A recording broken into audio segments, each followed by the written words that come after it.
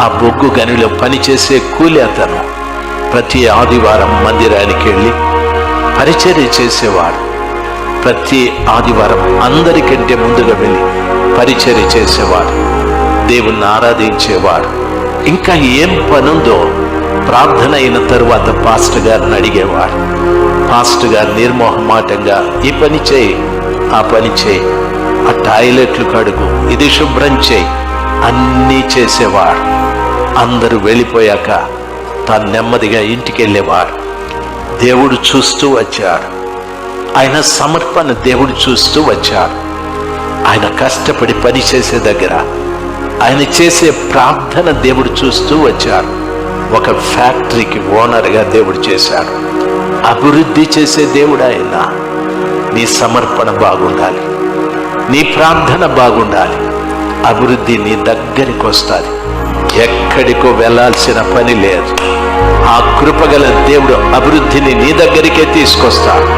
నువ్వు తల్ల కిందలు పడి తపస్సు చేయాల్సిన పని లేదు.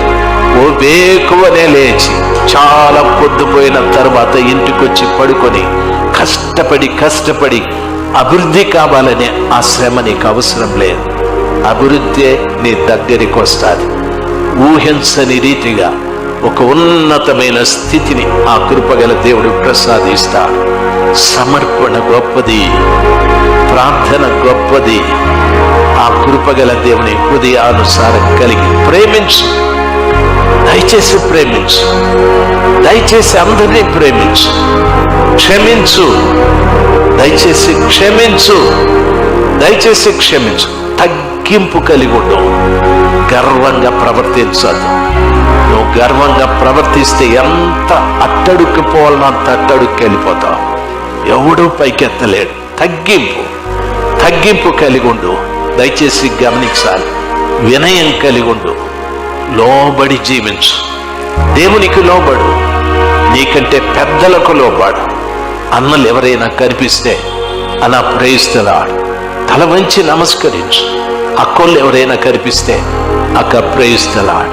దయచేసి గమనించాలి. తప్పేమీ లేదు. మా అక్క, మా అన్న, తమ్ముడు ఎవరైనా కనిపిస్తే తమ్ముడు బాగున్నావరా, చెల్లెమ బాగున్నావా, తగ్గింపు కలిగి ఉండు. అందరితో కలిసి ఉండు. ఏదో రిజర్వ్డ్గా కూర్చోవద్దు. ఈ సపరేషన్ అనేది దయ్యానికి సంబంధించింది.